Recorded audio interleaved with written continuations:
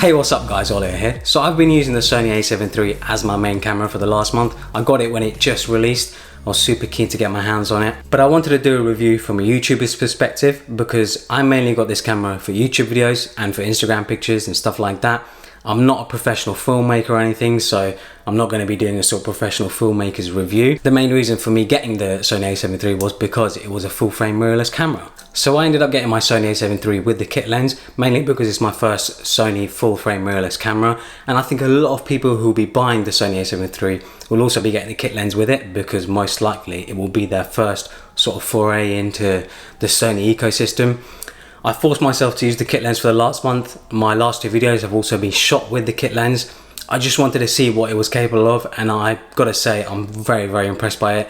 The kit lens is great for everyday use. It's great for doing videos like this because I'm using it right now. Even though a lot of people don't like kit lenses, I think the kit lens that you get with the Sony a7 III is a very good starter lens. You get good sharpness, you get good autofocus, and you get a decent depth of field. Obviously, it's not going to come up against sort of premium lenses and G-Master lenses. You're not going to get anywhere near close to those sorts of lenses. But for everyday use and for people like me who are just doing YouTube videos and taking Instagram pictures, I think the kit lens is a really good lens to start off with. One of the main reasons I wanted a full frame Sony camera was because the micro four thirds sensor on Panasonic cameras was just a bit too small for me. I found that the Sony a7 III with the full frame sensor really does so much better in low light, and you get so much better depth of field compared to micro four thirds, which I think makes such a difference when it comes to versatility. The camera itself can charge through USB-C or micro USB, and I found the battery life to be amazing. I can easily go a day with one battery, and I know that when the battery does get low, I can just charge it with a battery bank on the go, so I don't have to be too worried about carrying extra batteries, which is brilliant. The autofocus system on the Sony a7 III is absolutely amazing. The Panasonic cameras do not even come close. It's not as good as Canon's dual pixel AF, but I found it trustworthy enough where I can use it for videos like this. I'm actually currently using autofocus right now, and you can see if I focus it on my hand, it does it really nicely and smoothly. Obviously it's not as smooth as Canon's dual pixel AF as I mentioned, but it's definitely good enough for every day, and I know that I can trust it to focus on me when I'm doing videos. If you're someone who likes to vlog on the go and sort of hold your camera out in front of you, you can be rest assured that the Sony a7 III will focus on you, though I would recommend getting a wide angle lens, as the kit lens definitely isn't wide enough for vlogging. I mean, you can do it, but you still look a bit too close to the lens. So this is just a quick demonstration of vlogging with the Sony a7 III. I've got it out at arm's length. I've got everything set to auto. The white balance, the ISO, everything is set to auto. I've got a Rode Video Micro on top because the microphone in the Sony a7 III isn't fantastic. You've got to have a microphone. I think most vloggers these days use microphones. I think it's also a good demonstration of the autofocus and the stabilization within the camera, just to show you, because obviously I'm doing everything handheld, there's no gimbal or anything.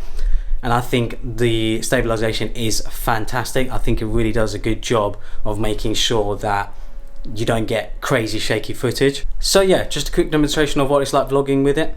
I think it's brilliant. You know, if you are vlogging with it and you're out and about, you can do it. It does get a little bit tiring holding out at arm's length, but for people who have vlogged a lot in the past, you can probably build up the strength to do it over time. But if you attached a Gorilla Pod to it, I think it would make it much easier to hold out in front of you. And of course, you can just put it down anywhere and vlog with it on the go. When it comes to taking pictures, the autofocus is also amazing. You know, it's really fast, it's really snappy, and when you're taking portraits and stuff, it will focus on their eyes, making sure that it's tack sharp every time. I'll share some pictures now on the screen so you can see what they're like. You can see the great depth of field that you can get with the kit lens, you can see the sharpness, and also check out my Instagram, link in the description below. All the pictures on there are now taken with the Sony a7 III. I also like to share my pictures on Twitter as well, so make sure to follow me there too. A nice addition to the Sony a7 III is the dual SD card slots. You can set them up how you like. For example, you could do something like, if one memory card fills up, you could go on to the next one, or you can have your data on both memory cards so you have a copy of everything that you take. A feature that I didn't think I would use, but I did end up using a lot, was the Super 35 mode. The Super 35 mode basically punches into your video or your picture. So you basically get two focal lengths out of one lens. The only downside is that you do lose a bit of image resolution, and you also lose a bit of clarity when it comes to video, as it's cropping in the sensor.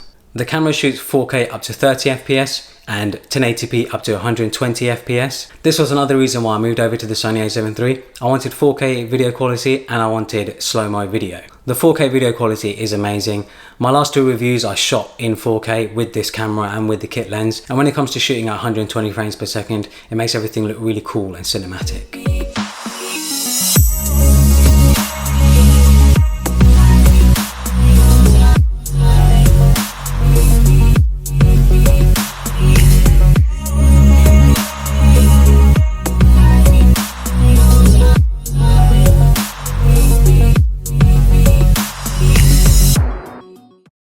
So there are a few things about the Sony a7 III that I personally do not like. One thing I definitely noticed was the size of everything.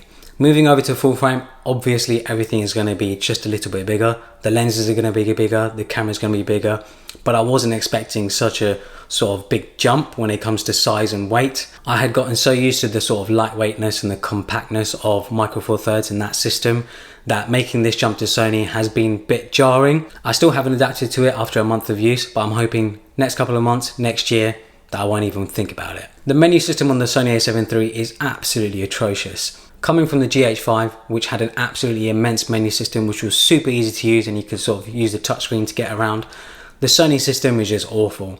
Thankfully, you can set up the Sony cameras to have everything with shortcuts and buttons, so you don't have to delve into the menu much, which is what I've done. You know, over the last 2 weeks, I've barely even delved into the menu. I've set up all my buttons just the way I want them so that I don't have to do that. But it's such a shame that Sony have yet to redesign their menu system. Choices of lenses isn't that great. The Sony ecosystem is fairly new, so the main set of lenses you're going to find are from Sony, and most of them are big, heavy and expensive.